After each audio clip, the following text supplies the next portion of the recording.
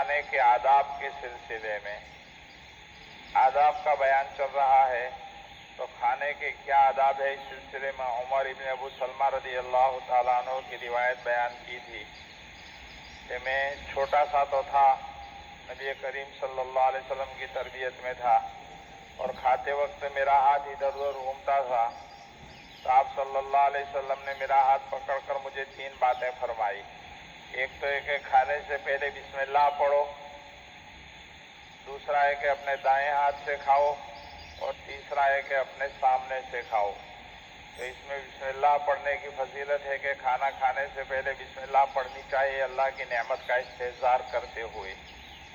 تو ہمارے اکابر بزرگان دین فرماتے ہیں کہ صرف کھانا یہی نعمت نہیں، بلکہ جس وقت آدمی کھانا کھا رہا ہے اس وقت وہ اللہ تعالیٰ کی کئی اور دوسری نعمتوں کو بھی استعمال کر رہا ہے۔ جیسے اگر کھانا بغیر لذت کے ملتا تب بھی ہمیں کھانا ہی پڑتا، لیکن اللہ تعالیٰ نے اتنا ہی نہیں کیا کہ صرف کھانا دے دیا، بلکہ لذت والا کھانا دے دیا۔ زبان کے اوپر وہ تاثیر رکھی کہ کھانے کی لذت محسوس ہو کرتی ہے۔ دنیا میں کئی بیمار بیچارے ایسے چلتے ہیں کہ ان کے کھانے کی کوئی لذت محسوس نہیں ہوتی، زبان پہ رکھتے چلے جاتے ہیں لیکن زبان سے ذائقہ اور لذت ختم ہو چکی ہوتی ہے، اور بعض تو ایسے کہ وہ زبان سے کھا بھی نہیں سکتے، سیدھا پیٹ میں اتارنا پڑتا ہے۔ تو یہ کھانا یہ نعمت ہے مستقل، اور لذت ملنا ہے مستقل نعمت ہے۔ پھر جو لذت اللہ تعالیٰ نے اس کے اندر رکھی ہے وہ دوسری نعمت ہے۔ پھر عزت کے ساتھ اللہ تعالیٰ ہمیں دے رہا ہے، ورنہ ایسا ہوتا کہ بے عزتی کے ساتھ ڈال دیا جاتا، جیسے بعضوں کے سامنے ذلت کے سامنے ڈال دیا جاتا ہے۔ ہمارے ساتھ تو ایسا نہیں ہے، اللہ تعالیٰ نے ہمیں بے عزتی کے ساتھ کھلایا ہو۔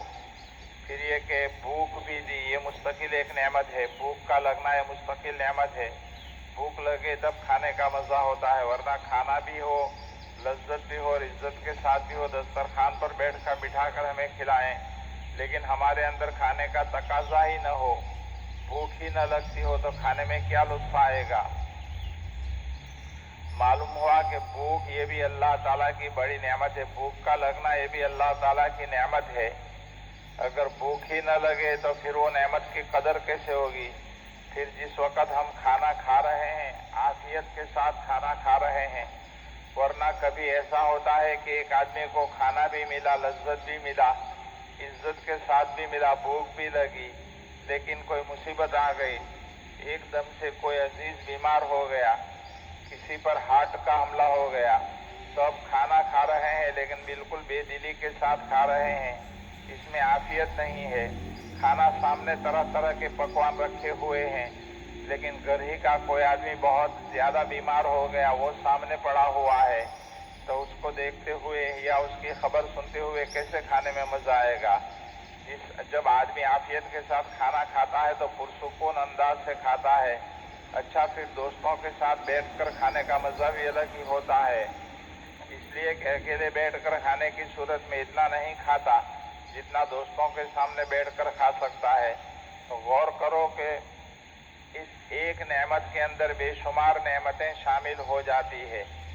کھانا ایک نعمت ہے، لیکن اس میں کتنی نعمتیں اللہ تعالیٰ نے اپنے ساتھ رکھی ہوئی ہے۔ تو اس نعمتوں کو سوچ کر بسم اللہ، یعنی یہ سب اللہ کی طرف سے نعمتیں ملی ہوئی ہے، اس کا احساس کرتے ہوئے بسم اللہ پڑھنا چاہیے۔ اس لیے ضرورت ہے کہ آدمی ان سب چیزوں کو سوچے۔ جب آدمی یہ ساری چیزیں سوچے گا تو اللہ کی نعمتوں کا شکر ادا کرے گا، اور پھر اس سے اللہ تعالیٰ کی ذات کے ساتھ تعلق پیدا ہوگا۔ اسی تعلق کو پیدا کرنے کے لیے ہمیں حکم دیا گیا ہے کہ کھانا شروع کرنے سے پہلے اللہ کا نام لو، یعنی بسم اللہ پڑھو۔